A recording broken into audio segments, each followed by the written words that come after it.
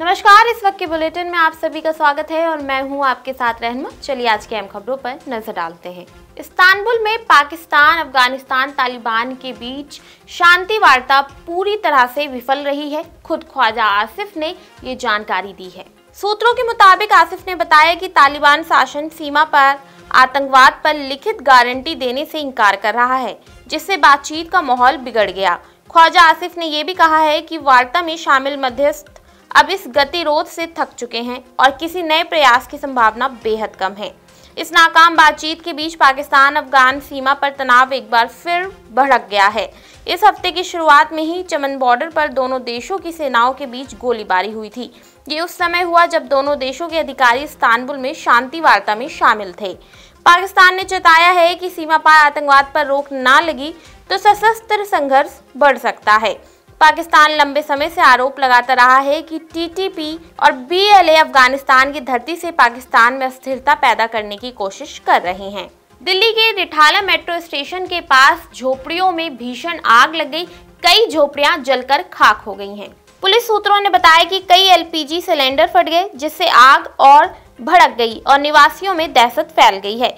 शुरुआती जानकारी में आया है कि आग से एलपीजी सिलेंडर एक के बाद एक फटे, जिससे आग और भड़क गई है। मौके पर पूरी तरह से अफरा तफरी का माहौल था।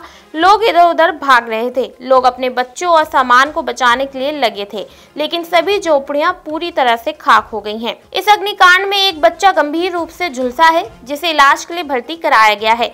बाकी कोई हताहत नहीं हुआ है। फायर टीम के साथ ही स्थानीय पुलिस आग लगने के कारणों की जाँच कर रही है। सर, इसको रात को 10:56 पे कॉल मिली थी कि बंगाली बस्ती रिठाला मेट्रो स्टेशन और दिल्ली जल बोर्ड के स्टाफ क्वार्टरों के बीच में है और झुग्गियों में आग है। तो मौके पर गाड़ियां भेजी गई। आग की ग्रेविटी को देखते हुए इसको मीडियम कैटेगरी का घोषित किया गया। टोटल 29 गाड़ियां यहां काम पे लगी हुई हैं और आग जो है अंडर कंट्रोल है। देखिए, यहाँ अभी बताया गया कि किसी बच्चे को थोड़ी चोट लगी है, उसमें उनको जो एम्बुलेंस द्वारा हॉस्पिटल भेजा गया। बाकी ऐसा कोई आगे और अभी कैजुअलिटी का अभी कोई इन्फॉर्मेशन नहीं है। लगी थी, कुछ पता चला? देखिए, हमारा काम है आग बुझाने का। दिल्ली पुलिस जो है इसके कारणों का जो है दिल्ली पुलिस देखेगी और अभी आप ये देख रहे हैं कि आग जो है कंट्रोल में है। अमेरिकी राष्ट्रपति डोनाल्ड ट्रंप ने साउथ अफ्रीका में होने वाले G20 शिखर सम्मेलन में हिस्सा नहीं लेने का ऐलान किया है। उन्होंने कहा है कि अमेरिका की तरफ से कोई भी इस शिखर सम्मेलन में हिस्सा नहीं लेगा। डोनाल्ड ट्रंप ने इसका कारण बताया कि दक्षिण अफ्रीकी सरकार श्वेत किसानों यानी कि अफ्रीकैनर्स के साथ कथित रूप से दुर्व्यवहार कर रही है। ट्रंप ने इस कदम को न्याय के लिए मजबूरी बताया, जबकि दक्षिण अफ्रीकी प्रशासन ने उनके आरोपों को पूरी तरह बेबुनियाद और झूठा करार दिया। ट्रंप ने सोशल मीडिया प्लेटफॉर्म पर लिखा, ये शर्मनाक है कि G20 जैसे प्रतिष्ठित आयोजन की मेजबानी उस देश में हो रही है जो अपने ही नागरिकों, विशेष रूप से श्वेत किसानों के साथ अन्याय कर रहा है। भूमि जब्त करना और उन पर हिंसा करना मानव अधिकारों का घोर उल्लंघन है। पहले ये तय हुआ था कि ट्रंप की जगह उपराष्ट्रपति JD वैंस इस समिट में अमेरिका का प्रतिनिधित्व करेंगे, लेकिन अब वो भी नहीं करेंगे। ट्रंप ने हाल ही में मियामी में एक भाषण में कहा था कि दक्षिण अफ्रीका को मानवाधिकार उल्लंघन के आरोपों के चलते G20 से बाहर कर देना चाहिए। वहीं दूसरी ओर दक्षिण अफ्रीका का कहना है कि ये हमला जातीय नहीं है, बल्कि आपराधिक घटनाएं हैं जिन्हें रंग भेद का मुद्दा बनाकर पेश किया जा रहा है। इस विवाद के बाद अब G20 समिट से पहले दोनों देशों के रिश्तों में कड़वाहट और गहराने की संभावना है। दिल्ली के इंदिरा गांधी इंटरनेशनल एयरपोर्ट पर बीते दिन हुई तकनीकी खराबी को अब ठीक कर लिया गया है, लेकिन इसका असर अभी भी देखने को मिल रहा है। EMSS सिस्टम बहाल होने के बावजूद 800 से ज्यादा उड़ानों में देरी जारी है।